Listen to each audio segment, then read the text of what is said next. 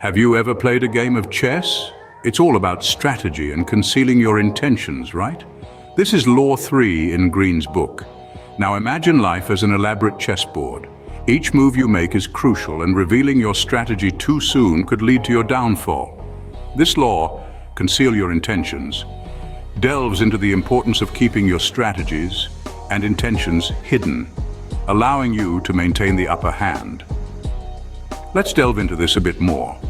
When you conceal your intentions, you create an aura of unpredictability.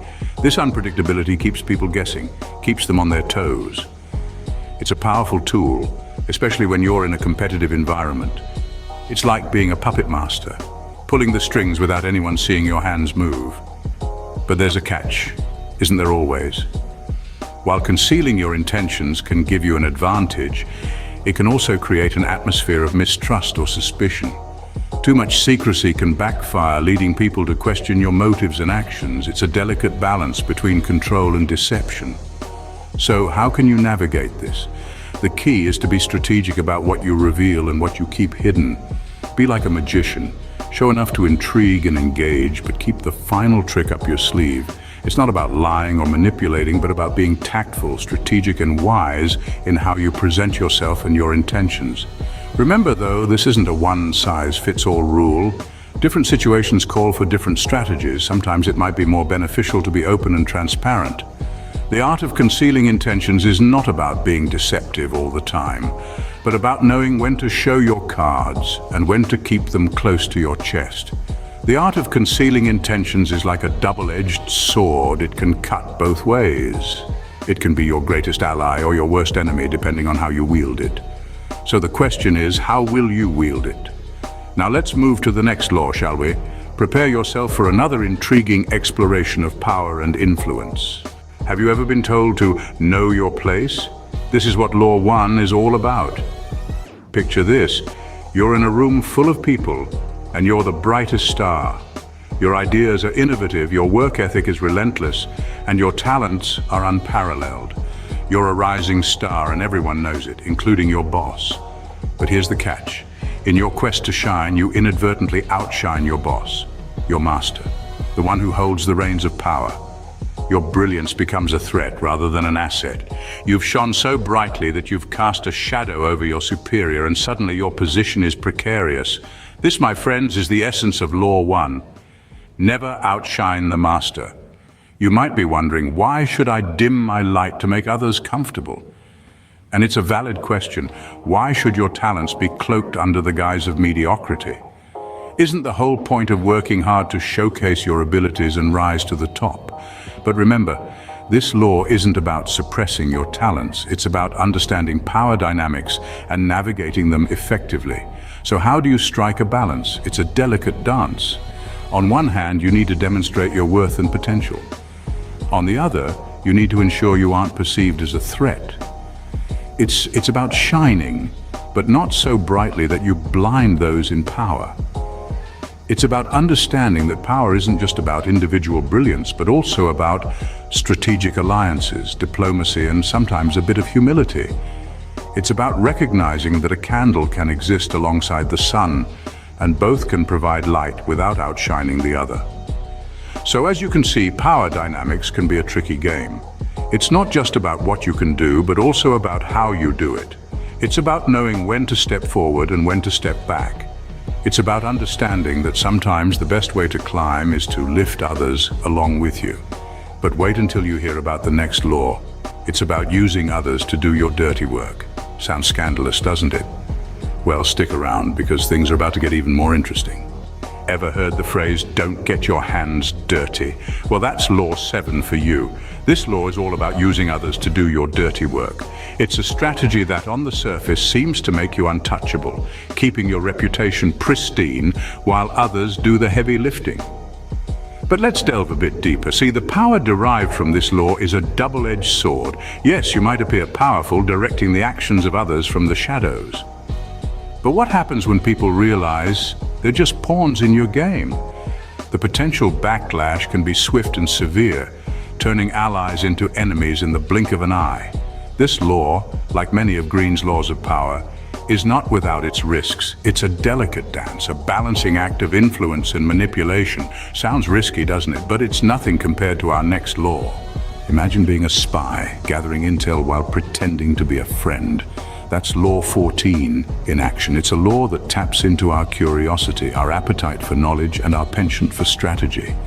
You see, information is power. The more you know about a person, their desires, their fears, their plans, the more leverage you have. You can predict their moves, counter their strategies, and manipulate the situation to your advantage. But here's where it gets tricky. To gather this intel, you need to pose as a friend. You need to win their trust, make them comfortable, make them believe that you genuinely care about them. And all this while, you're just mining for information. You're playing the part of a friend, but working as a spy. Now, this doesn't sound very friendly, does it? And that's the rub.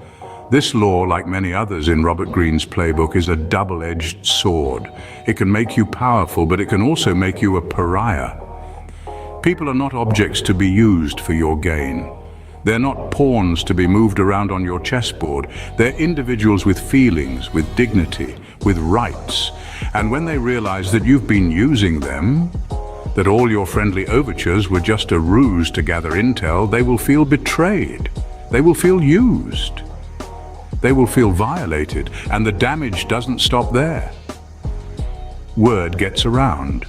People start to see you for what you truly are, a manipulator, a user, a spy. They start to distrust you. They start to avoid you, and suddenly you find yourself alone with no friends, no allies, no one to trust. So yes, posing as a friend to work as a spy can give you power, but it can also cost you your relationships, your reputation, your humanity. It's a high price to pay, don't you think? Makes you rethink the meaning of friendship, doesn't it? But hold on, the next law is even more controversial. Ever thought about annihilating your enemies completely? That's what Law 15 suggests.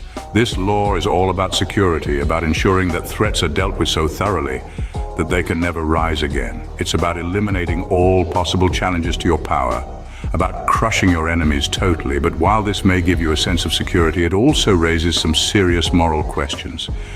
Are you willing to destroy someone completely for the sake of your own power? Are you comfortable with the potential damage this could cause to your moral compass? It's a controversial law, one that pushes the boundaries of what we might consider acceptable in our pursuit of power. We all have enemies, rivals, competitors, but how far are we willing to go to secure our position? Are we prepared to crush them totally? A tough pill to swallow, isn't it? But we're not done yet. Our final law might be the most deceptive of all. What if you could charm your way to the top? That's Law 24 for you. This law, Play the Perfect Courtier, is all about mastering the art of charm and flattery. In the grand game of power, being able to win people over with your charisma can be an invaluable tool. It's about knowing how to say the right thing at the right time, how to make people feel valued and important. In essence, it's about mastering the art of people skills. But here's where it gets tricky. Charm and flattery are powerful tools, but they can also be a double-edged sword. When you're constantly playing a role, always being the charming courtier, you run the risk of losing sight of who you truly are. You may start to question, is this the real me or just a character I'm playing? It's a slippery slope, and before you know it, you might find yourself caught in a web of your own making. Furthermore, there's also the risk of becoming too predictable. If you're always the one who flatters and charms, people may start to see through your act. They might start to question your sincerity, and once that happens, your power begins to wane. The challenge here is to be charming and flattering while still maintaining a sense of authenticity. It's not an easy balance to strike, but when done right, it can be incredibly effective. So what's the takeaway here? Play the Perfect Courtier is about more than just being charming and flattering. It's about understanding human nature, about knowing when to step forward and when to step back. It's about balancing authenticity with diplomacy. So, you see, power is not just about controlling others, it's also about controlling yourself. But remember, with great power comes great responsibility. So there you have it, 6 of the most controversial laws from the 48 laws of power. We've delved into the art of concealing intentions and the potential fallout of too much secrecy. We've examined the delicate dance of never outshining the master and the complex implications of using others to carry out our less savory tasks. We've looked at the dangerous game of posing as a friend while working as a spy, and the ruthless demand to crush our enemies totally. Lastly, we've considered the all-encompassing act of playing the perfect courtier and the risks of losing ourselves in the performance. Each law presents a unique power, a distinct tool in the game of influence and control. Yet each carries its own risks, moral quandaries, and potential for backlash. It's a delicate balance, a game of chess where every move counts. Remember, power can be a double-edged sword. Use it wisely. And don't forget to comment below which law shocked you the most. Until next time, stay sharp.